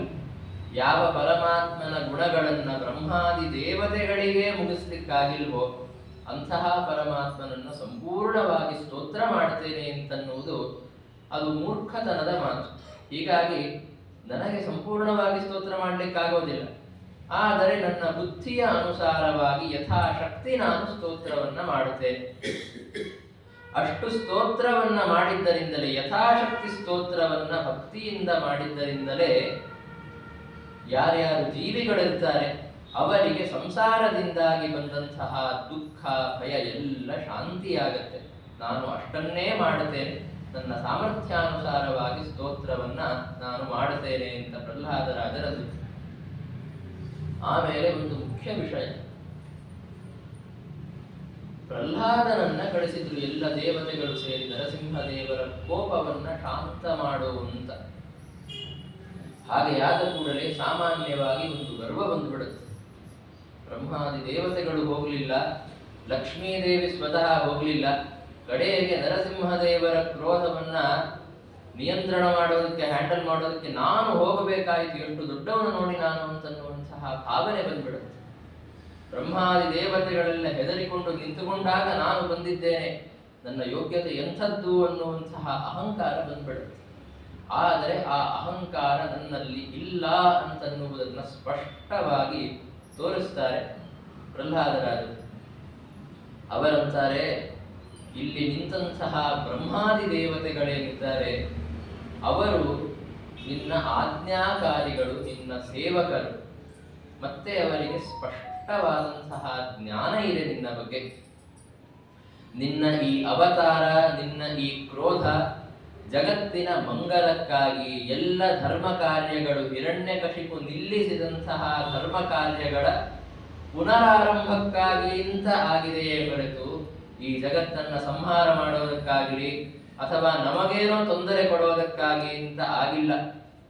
ಈ ಲೀಲೆಯನ್ನ ಜಗತ್ತಿನ ಕ್ಷೇಮಕ್ಕಾಗಿ, ಧಾರ್ಮಿಕರ ಕ್ಷೇಮಕ್ಕಾಗಿ ಅಂತ ನೀನು ಮಾಡಿದ್ದೀಯ. ಇದನ್ನ ಸ್ಪಷ್ಟವಾಗಿ ತಿಳಿದುಕೊಂಡಿದ್ದಾರೆ ಬ್ರಹ್ಮಾದಿ ದೇವತೆಗಳು. ಆದ್ದರಿಂದ ಅವರು ನಚ ಉದ್ವಿಜಂತಹ, ಅವರಿಗೆ ಯಾವುದೇ ರೀತಿಯ ಉದ್ವೇಗ ಭಯ ಇಲ್ಲ. ಈ ಅವತಾರ, ಈ ಕ್ರೋಧ ಎಲ್ಲವೂ ಜಗತ್ತಿನ ಕ್ಷೇಮಕ್ಕಾಗಿ ಅಂತ ಅವರು ತಿಳಿದುಕೊಂಡಿದ್ದಾರೆ. ಇಲ್ಲಿಯೂ ಒಂದು ವೇದವಾಕ್ಯದ ಒಂದು ಉದಾಹರಣೆ ಇದೆ. ವೇದವಾಕ್ಯ ಅದರಲ್ಲಿ ಹೇಳಿದಂತಹ ವಿಷಯದ ನಿರೂಪಣೆ ಇದೆ. ಈಶಾವಾಸ್ಯೋಪನಿಷತ್ತಿನಲ್ಲಿ ಹೇಳುತ್ತಾರೆ, ಪರಮಾತ್ಮ ಎಲ್ಲ ಭೂತಗಳಲ್ಲಿ ಇದ್ದಾನೆ, ಮತ್ತೆ ಎಲ್ಲ ಭೂತಗಳು ಪರಮಾತ್ಮನಲ್ಲಿ ಆಶ್ರಿತವಾಗಿವೆ ಅಂತ ಯಾರು ತಿಳಿದುಕೊಡುತ್ತಾನೆ ಅಂಥವನು ಎಂದಿಗೂ ಭಯಕ್ಕೆ ಗುರಿಯಾಗೋದಿಲ್ಲ. ಅವನು ತನ್ನ ರಕ್ಷಣೆಯನ್ನು ಮಾಡಿಕೊಳ್ಳೋದಕ್ಕೆ ಅಂತ ಪ್ರಯತ್ನ ಪಡೋದಿಲ್ಲ ಅಂತ ಈಶಾವಾಸ್ಯೋಪನಿಷತ್ತಿನಲ್ಲಿ ಹೇಳುತ್ತಾರೆ. ಬ್ರಹ್ಮಾದಿ ದೇವತೆಗಳು ಅಂಥವರು.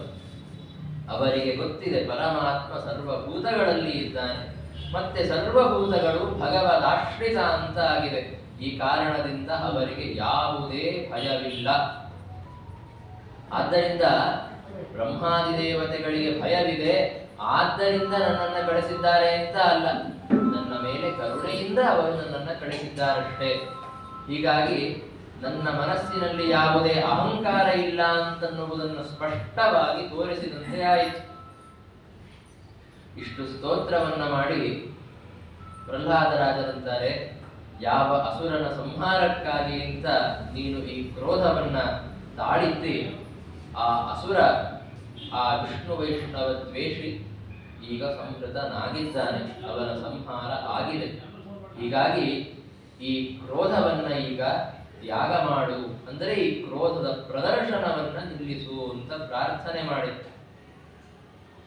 ಅಷ್ಟೇ ಅಲ್ಲ, ಆ ಅಸುರನ ಹಿರಣ್ಯಕಶಿಪುವಿನ ಮರಣದಿಂದಾಗಿ ನನಗೆ ಯಾವುದೇ ರೀತಿಯ ದುಃಖವಾಗಿಲ್ಲ ಅಂತ ಹೇಳ್ತಾರೆ ಪ್ರಹ್ಲಾದರಾಜರು. ಯಾಕೆ ಅಂತಂದರೆ, ಒಬ್ಬ ಸಾಧು ಸ್ವಭಾವದ ವ್ಯಕ್ತಿ ಇರ್ತಾನೆ. ಆ ಸಾಧು ಸ್ವಭಾವದ ವ್ಯಕ್ತಿಯ ಮುಂದೆ ಯಾವುದೋ ಒಂದು ವೃಶ್ಚಿಕ ಅಂದರೆ ಚೋಳೋ ಅಥವಾ ಹಾವನ್ನು ಸಂಹಾರ ಮಾಡಿದರೆ ಅವನಿಗೆ ಏನು ದುಃಖ ಆಗೋದಿಲ್ಲ, ಅವನಿಗೂ ಸಂತೋಷವೇ ಆಗುತ್ತೆ. ವಿನಾಕಾರಣವಾಗಿ ಬೇರೆಯ ಜೀವಿಗಳಿಗೆ ತೊಂದರೆ ಕೊಡ್ತಾ ಇತ್ತು, ಆ ಚೋಳೋ ಅಥವಾ ಆ ಸರ್ಪವೋ ತೊಂದರೆ ಕೊಡ್ತಾ ಇತ್ತು. ಅಂತಹ ನಿರಪರಾಧರಿಗೆ ತೊಂದರೆ ಕೊಡುವಂತಹ ದುಷ್ಟ ಜೀವಿಗಳ ನಾಶವಾಗಿದೆ ಅಂತಂದರೆ ಅದು ಒಳ್ಳೆಯದೇ ಅಂತಲೇ ತಿಳಿದುಕೊಳ್ತಾನೆ. ಅವನು ಸಾಧು ಸ್ವಭಾವದವನೇ, ಸಾತ್ವಿಕನೇ. ಆದರೂ ಈ ರೀತಿಯ ದುಷ್ಟ ಜೀವಿಗಳ ನಾಶದಿಂದ ಅವನಿಗೂ ಸಂತೋಷವೇ ಆಗತ್ತೆ. ಹಾಗೆ ಹಿರಣ್ಯಕಶಿಪು ನನ್ನ ತಂದೆ ನಿಜ, ಆದರೂ ಅವನ ಮರಣದಿಂದ ನನಗೇನು ದುಃಖ ಇಲ್ಲ, ಇನ್ನು ಸಂತೋಷವೇ ಇದೆ. ಯಾಕೆ ಅಂತಂದರೆ ವಿಷ್ಣು ವೈಷ್ಣವ ದ್ವೇಷಿಯಾದಂಥವನು, ವಿನಾಕಾರಣವಾಗಿ ಧಾರ್ಮಿಕರಿಗೆ ಸಾತ್ವಿಕರಿಗೆ ಖೇದವನ್ನು ಉಂಟು ಮಾಡ್ತಾ ಇದ್ದಂಥವನು, ಅವನ ಮರಣದಿಂದ ನನಗೆ ಸಂತೋಷವೇ ಇದೆ, ಎಲ್ಲ ಸಾಧುಗಳಿಗೂ ಸಂತೋಷವೇ ಇದೆ, ಎಲ್ಲ ಜಗತ್ತಿಗೆ ಇದರಿಂದ ಒಂದು ರೀತಿಯಲ್ಲಿ ಏನು ಅಂದರೆ ಆನಂದವಾಗಿದೆ, ಮತ್ತೆ ಅಭಯ ಸಿಕ್ಕಿದೆ ಅಂತ ಪ್ರಹ್ಲಾದರಾದರು ಸ್ತೋತ್ರವನ್ನು ಮಾಡಿದರು. ಇನ್ನು ಬ್ರಹ್ಮಾದಿ ದೇವತೆಗಳಿಗೆ ಭಯವಿಲ್ಲ, ಸರಿ, ನಿನಗೆ ಭಯವಿಲ್ವಾ ಅಂದರೆ ಪ್ರಹ್ಲಾದ ಅಂದ, ಇಲ್ಲ, ನನಗೂ ಏನೂ ಭಯ ಆಗ್ತಾ ಇಲ್ಲ. ಅದನ್ನ ಹೇಳಬೇಕಾದರೆ ನರಸಿಂಹದೇವರ ರೂಪದ ವರ್ಣನೆಯನ್ನ ಮಾಡುತ್ತಾನೆ ಪ್ರಹ್ಲಾದ. ಮೊದಲಿಗೆ ಅಗ್ನಿ ನೇತ್ರಗಳು ಅಂದರೆ ಬೆಂಕಿಯಿಂದ ಕೂಡಿದಂತಹ ಕಣ್ಣುಗಳು, ಮತ್ತೆ ವಕ್ರವಾದ ಭೃಕುಟಿ ಎಂದರೆ ಹುಬ್ಬು, ಕರಾಳವಾದಂತಹ ದಂಷ್ಟ್ರಗಳು. ಆಮೇಲೆ ಆ ಅಸುರನನ್ನ ವಿದಾರಣೆ ಮಾಡಿ ಸಂಹಾರ ಮಾಡಿದಾಗ ಚಿಮ್ಮಿದಂತಹ ರಕ್ತದಿಂದಾಗಿ ಲಿಪ್ತವಾದ ಅವರ ಕೇಸರಗಳು. ಆಮೇಲೆ ಆಂತ್ರಸ್ರಕ್ ಅಂದರೆ ಕರುಳಿನ ಮಾಲೆ, ಅದನ್ನ ಧಾರಣೆ ಮಾಡಿದ್ದಾರೆ ನರಸಿಂಹದೇವರು. ಇನ್ನು ಎಲ್ಲ ದಿಗ್ಗಜಗಳನ್ನ ಹೆದರಿಸುವಂತಹ ಗರ್ಜನೆ, ಮತ್ತೆ ಅವರ ಭಯಾನಕವಾದ ಉಗುರುಗಳು. ಇಷ್ಟೆಲ್ಲ ಇದೆ. ಇದನ್ನು ನೋಡಿದರೆ ಅಭಕ್ತರಿಗೆ ಖಂಡಿತವಾಗಿಯೂ ಭಯ ಆಗತ್ತೆ. ಆದರೆ ನಾನು ಪರಮ ಭಕ್ತನಾದ್ದರಿಂದ ನನಗೆ ಯಾವುದೇ ರೀತಿಯ ಭಯವಿಲ್ಲ. ಭಯವಿಲ್ಲ ಅಂತ ಇದ್ರೆ ನಿನಗೆ ಯಾವುದರಿಂದ ಭಯ? ಮತ್ತೆ ನರಸಿಂಹದೇವರಿಂದ ಭಯ ಇಲ್ಲ. ಎಲ್ಲರಿಗೆ ಅವರಿಂದಲೇ ಭಯ ಆಗ್ತಾ ಇರೋದು, ಆದರೆ ಪ್ರಹ್ಲಾದನಿಗೆ ನರಸಿಂಹದೇವರಿಂದ ಭಯವಿಲ್ಲ. ಮತ್ತೆ ಹಾಗಿದ್ದರೆ ನೀನು ಯಾವುದರಿಂದ ಮೋಚನ ಆಗಬೇಕು, ಯಾವುದರಿಂದ ನನಗೆ ತೊಂದರೆ ನಿಲ್ಲಬೇಕು ಅಂತ ಪ್ರಾರ್ಥನೆ ಮಾಡ್ತಾ ಇದ್ದೀಯಾ ಅಂತ ಕೇಳಿದರೆ ಅದಕ್ಕೆ ಉತ್ತರವನ್ನ ಹೇಳುತ್ತಾರೆ. ನಾನು ಈ ಸಂಸಾರದಿಂದ ತುಂಬಾ ತ್ರಾಸಕ್ಕೆ ಒಳಗಾಗಿದ್ದೇನೆ. ಈ ಸಾಂಸಾರಿಕವಾದಂತಹ ದುಃಖದಿಂದ, ಈ ಕರ್ಮಗಳ ಬಂಧನದಿಂದ ನಾನು ಕೃಶನಾಗಿ ಬಿಟ್ಟಿದ್ದೇನೆ. ನಾನಾ ಯೋನಿಗಳಲ್ಲಿ ಜನ್ಮ ಬಂದರೂ ಕೂಡ ಎಲ್ಲ ಕಡೆ ಒಂದೇ ಸಮಸ್ಯೆ. ಪ್ರಿಯವಾದಂತಹ ಪದಾರ್ಥಗಳು ಸಿಗೋದಿಲ್ಲ, ಅಪ್ರಿಯವಾದಂತಹ ಪದಾರ್ಥಗಳು ಬಂದು ನಮಗೆ ಅಂಟಿಕೊಡುತ್ತದೆ. ಹೀಗಾಗಿ ಅದರಿಂದಾಗಿ ಉಂಟಾದಂತಹ ಶೋಕಾಗ್ನಿಯಿಂದಾಗಿ ನಾನು ತ್ರಸ್ತನಾಗಿದ್ದೇನೆ. ಇದು ಒಂದು ದುಃಖ ರೋಗದಂತೆ ಇದ್ದರೆ ಅದರ ಔಷಧ ಏನು ಅಂತನ್ನೋದು ನನಗೆ ಗೊತ್ತಿಲ್ಲ. ಅದು ಗೊತ್ತಿಲ್ಲದೆ ನಾನು ಸಂಸಾರದಲ್ಲಿ ಒದ್ದಾಡ್ತಾ ಇದ್ದೇನೆ. ಆದ್ದರಿಂದ ಅದರ ಪರಿಹಾರಕ್ಕಾಗಿ ನಿನ್ನ ದಾಸ್ಯ ನನಗೆ ಬೇಕು. ನಿನ್ನ ದಾಸ್ಯ ಸಿಕ್ಕರೆ ಎಲ್ಲ ಸಾಂಸಾರಿಕ ದುಃಖಗಳ ಪರಿಹಾರವಾಗುತ್ತೆ. ಪರಮಾತ್ಮನ ದಾಸ್ಯವಿದ್ದರೆ ಭಗವಂತನ ಅದ್ಭುತವಾದಂತಹ ಮಹಾತ್ಮ್ಯಗಳು, ಅವನ ಕಥೆಗಳನ್ನು ಸ್ಮರಣೆ ಮಾಡುತ್ತಾ, ಸಂಕೀರ್ತನೆ ಮಾಡುತ್ತಾ ಪರಮಹಂಸರಾದ ಭಗವದ್ಭಕ್ತರ ಜೊತೆಗೆ ನಾನೂ ಈ ಸಂಸಾರದ ದುಸ್ತರವಾದ ದುಃಖಗಳನ್ನು ದಾಟಿ ಹೋಗುತ್ತೇನೆ ಅಂತ ಅವರು ನರಸಿಂಹದೇವರಲ್ಲಿ ಅವರ ದಾಸ್ಯವನ್ನ ಪ್ರಾರ್ಥನೆ ಮಾಡಿದರು. ನಿಮ್ಮ ದಾಸ್ಯ ನನಗೆ ಹೇಗೆ ಸಿಗಬೇಕು ಅಂತನ್ನುವುದನ್ನ ಹೇಳಿ. ನನಗೆ ನಿಮ್ಮ ದಾಸ್ಯ ಬೇಕೇ ಹೊರತು ಯಾವುದೇ ಬೇರೆಯ ಸಾಂಸಾರಿಕ ಸುಖಗಳು ಬೇಡ. ಅಂದರೆ ಸಂಸಾರದಲ್ಲಿ ತುಂಬಾ ದುಃಖ ಇದೆ, ಮತ್ತೆ ಏನು ಬೇಕು ಅಂದರೆ ಈ ಸಂಸಾರ ಬೇಕು, ಆದರೆ ಸಂಸಾರದಲ್ಲಿ ಸುಖ ಬೇಕು ಅಂತ. ಸಂಸಾರದಲ್ಲಿ ತುಂಬಾ ದುಃಖ ಇದೆ ಅಂತ ಅಂದಿದ್ರಲ್ಲ ಅಂತಂದರೆ ಸುಖ ಬಂದರೆ ಆ ಸಂಸಾರ ನಡೆಯುತ್ತೆ ಅಂತ ಅನ್ನುವ ಭಾವನೆ ಇರ್ತದೆ. ಆದರೆ ಪ್ರಹ್ಲಾದರಾಜರಂತಾರೆ, ನನಗೆ ಯಾವುದೇ ರೀತಿಯ ವೈಷಯಿಕ ಸುಖಗಳು ಬೇಡ. ಯಾಕೆ ಅಂದರೆ ಅವೆಲ್ಲ ಮತ್ತೆ ಅದೇ ಉತ್ತರ, ನಶ್ವರವಾಗಿವೆ. ನನ್ನ ತಂದೆಯಾದಂತಹ ಹಿರಣ್ಯಕಶಿಪು ಏನಿದ್ದ, ಅವನ ಹತ್ತಿರ ದೇವತೆಗಳಿಗೆ ಯೋಗ್ಯವಾದಂತಹ ಸಂಪತ್ತು, ಎಲ್ಲ ಲೋಕಗಳ ಆಧಿಪತ್ಯ ಅವನ ಹತ್ತಿರ ಇತ್ತು, ಅವನ ವಶದಲ್ಲಿ. ಅಂತಹ ವ್ಯಕ್ತಿಗೂ ಕೂಡ ಪರಮಾತ್ಮನ ಹಸ್ತದಿಂದ ವಧವಾಯಿತು. ಇದರಿಂದ ಏನು ಸಿಕ್ತು? ಅಷ್ಟೆಲ್ಲ ಹೊಂದಿದರೂ ಕೂಡ ಅದರ ನಶ್ವರತೆ ಮಾತ್ರ ಎಲ್ಲಿಗೂ ಹೋಗೋದಿಲ್ಲ.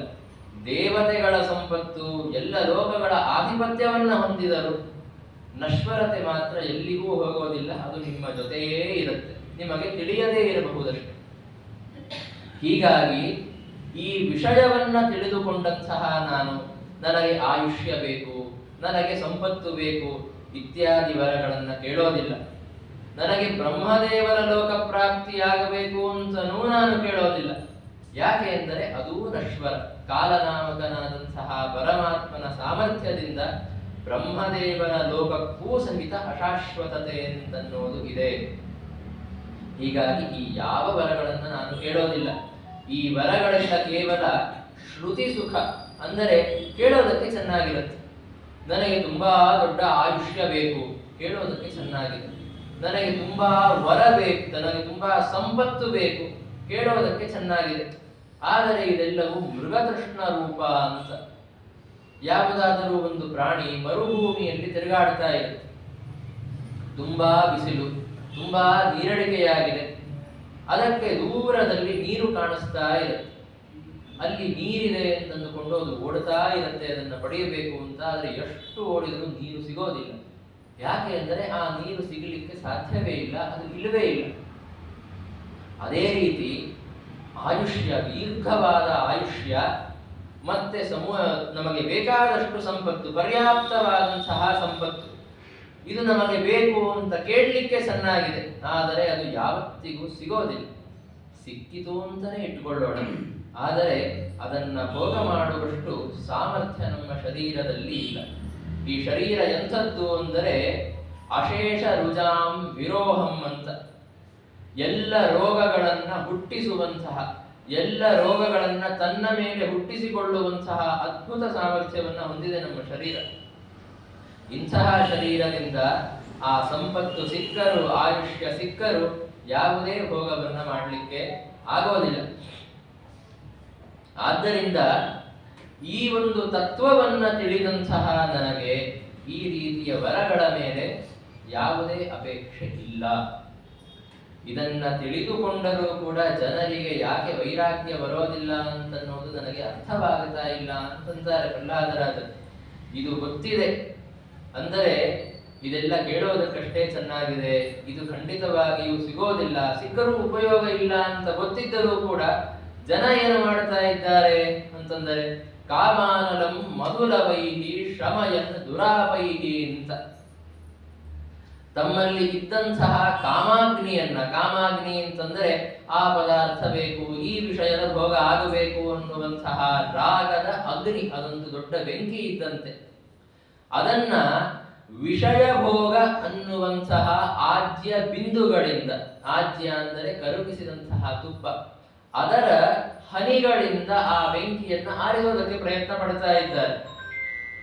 ಅಂದರೆ ಮನಸ್ಸಿನಲ್ಲಿ ಉತ್ಕಟವಾದಂತಹ ಇಚ್ಛೆ ಇದೆ, ವಿಷಯ ಭೋಗವನ್ನ ಮಾಡಬೇಕು ಅನ್ನುವಂತಹ ಇಚ್ಛೆ ಇದೆ.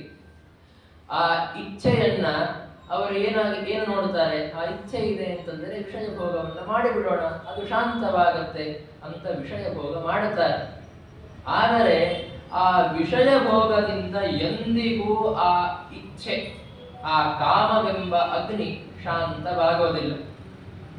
ಹೀಗಾಗಿ ವಿಷಯ ಭೋಗದ ಉತ್ಕಟ ಇಚ್ಛೆ ಬಂದಾಗ ವಿಷಯ ಭೋಗವನ್ನ ಮಾಡಿದರೆ ಶಾಂತವಾಗತ್ತೆ ಆ ಇಚ್ಛೆ ಅಂತ ತಿಳಿದುಕೊಳ್ಳೋದು ತುಂಬಾ ದೊಡ್ಡ ಮೂರ್ಖತನ. ಎಂತಹ ಮೂರ್ಖತನ ಅಂತಂದರೆ, ದೊಡ್ಡದಾಗಿ ಬೆಂಕಿ ಹತ್ತಿ ಉರಿಯಬೇಕಾದರೆ ಒಂದಿಷ್ಟು ತುಪ್ಪದ ಹನಿಗಳನ್ನು ಸಿಂಪಡಿಸಿ ನೋಡೋಣ ಆರಬಹುದು ಅಂತ ತಿಳಿದುಕೊಳ್ಳುವಂತಹ ಮೂರ್ಖತನ. ಆ ಮೂರ್ಖತನ ಎಂದಿಗೂ ಇರಬಾರದು. ಮಹಾಭಾರತದಲ್ಲಿಯೂ ಈ ಮಾತನ್ನು ನಾವು ಕಾಣುತ್ತೇವೆ. ನಜಾತು ಕಾಮ ಕಾಮಾನಾಂ ಉಪಭೋಗೇನ ಶಾಮ್ಯತಿ ಹವಿಷಾ ಕೃಷ್ಣವರ್ತ್ಮೇವ ಭೂಯ ಏವಾಪಿ ವರ್ತತೆ ಅಂತ. ಎಂದಿಗೂ ನಮ್ಮ ಮನಸ್ಸಿನಲ್ಲಿ ಇದ್ದಂತಹ ಕಾಮ ಅಂತನ್ನೋದು ಕಾಮ್ಯ ಪದಾರ್ಥಗಳ ಭೋಗದಿಂದ ಶಾಂತ ಆಗೋದಿಲ್ಲ. ನಮಗೆ ಯಾವುದೋ ವಿಷಯವನ್ನು ಭೋಗ ಮಾಡಬೇಕು ಅನ್ನುವ ಇಚ್ಛೆ ಬಂತು ಅಂತಂದರೆ ಅದನ್ನ ಭೋಗ ಮಾಡುತ್ತೇವೆ.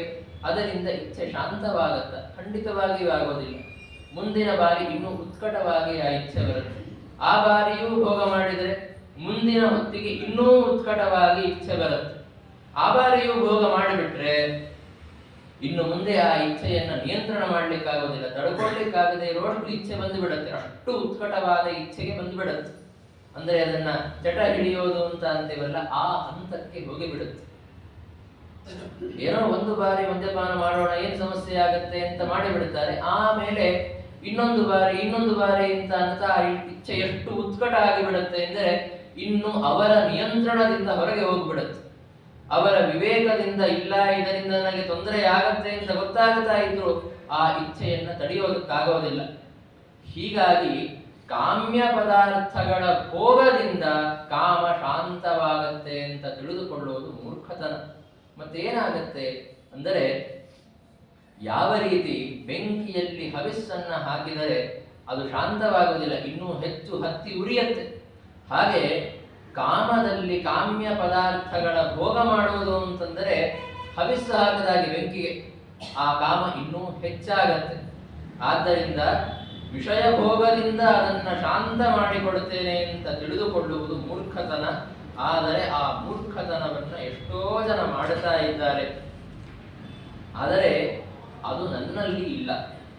ನನಗೆ ಈ ನಶ್ವರವಾದ ಮತ್ತೆ ಅಸಾಧ್ಯವಾದಂತಹ ವಿಷಯ ಭೋಗಗಳ ಬಗ್ಗೆ ವೈರಾಗ್ಯ ಇದೆ. ಹೀಗಾಗಿ ನನಗೆ ಕೇವಲ ನಿನ್ನ ದಾಸ್ಯ ಬೇಕು ಅಂತ ಪ್ರಹ್ಲಾದರಾಜರು ಪ್ರಾರ್ಥನೆ ಮಾಡುತ್ತಾರೆ.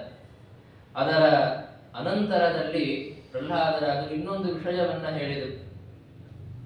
ನೀನೇನೋ ಪರಮಾತ್ಮನಿಗೆ ಎಲ್ಲ ಸಮರ್ಪಣೆಯನ್ನ ಮಾಡುತ್ತೀಯ, ಆದರೆ ಭಗವಂತ ನಿನ್ನ ಮೇಲೆ ಸಂತುಷ್ಟ ಆಗಬೇಕಲ್ಲ. ಅವನು ಲಕ್ಷ್ಮೀ ದೇವಿಯ ಮೇಲೆ ಪ್ರೀತನಾಗುತ್ತಾನೆ, ಬ್ರಹ್ಮಾದಿ ದೇವತೆಗಳ ಬಗ್ಗೆ ಪ್ರಸನ್ನನಾಗುತ್ತಾನೆ, ನಿನ್ನ ಮೇಲೆ ಯಾಕೆ ಸಂತುಷ್ಟನಾಗ್ತಾನೆ? ನೀನು ಅಸುರ ಜಾತಿಯವನಲ್ವಾ ಅಂತಂದರೆ ಈ ಯಾವ ಭೇದವೂ ಭಗವಂತನ ದೃಷ್ಟಿಯಲ್ಲಿ ಇಲ್ಲ ಅಂತ ಅವರೊಂದು. ನಾನು ರಜೋಗುಣ ಪ್ರಭವವಾದಂತಹ ತಮೋಗುಣ ಪ್ರಚುರವಾದಂತಹ ಅಸುರ ವಂಶದಲ್ಲಿ ಹುಟ್ಟಿದವನಾಗಿದ್ದೇನೆ. ನಾನು ಎಲ್ಲಿ ಪರಮಾತ್ಮನ ದಯೆಯಲ್ಲಿ? ಆದರೆ ಈಗ ಸದ್ಯಕ್ಕೆ ನೋಡಿ, ಸಭೆಯಲ್ಲಿ ನಾನು ಇದ್ದೇನೆ, ಬ್ರಹ್ಮಾದಿ ದೇವತೆಗಳಿದ್ದಾರೆ. ಆದರೆ ಪರಮಾತ್ಮ ತನ್ನ ಕರಕಮಲವನ್ನ, ದಯಾಹಸ್ತವನ್ನ ಯಾರ ತಲೆಯ ಮೇಲಿಟ್ಟಿದ್ದಾನೆ? ನನ್ನ ಮೇಲಿಟ್ಟಿದ್ದಾನೆ. ಹೀಗಾಗಿ ಅವನ ದಯೆ ಬೇರೆಯವರಿಗೆ ಸಿಗೋದಿಲ್ಲ ಅಂತ ಇಲ್ಲ ತಿಳಿದುಕೊಳ್ಳಬಾರದು. ಖಂಡಿತವಾಗಿಯೂ ಎಲ್ಲರಿಗೂ ಪರಮಾತ್ಮನ ದಯೆ ಅಂತನ್ನೋದು ಪ್ರಾಪ್ತವಾಗೇ ಆಗತ್ತೆ. ಅದಕ್ಕೆ ಶ್ರೀಮದ್ ಆಚಾರ್ಯರು ಬರೀತಾರೆ, ರಮಾದೀನಾಂ ಇದಾನೀಂ ನಾರ್ಪಿತಃ ಅಂತ. ಈ ಒಂದು ಸಂದರ್ಭದಲ್ಲಿ ಲಕ್ಷ್ಮೀದೇವಿ, ಬ್ರಹ್ಮದೇವರು ಇವರೆಲ್ಲರ ಶಿರಸ್ಸಿನ ಮೇಲೆ ಪರಮಾತ್ಮ ಸಾಮಾನ್ಯ ಜನರಿಗೆ ಕಾಣುವಂತೆ ದಯಾಹಸ್ತವನ್ನ ಇಟ್ಟಿಲ್ಲ ಅಷ್ಟೇ.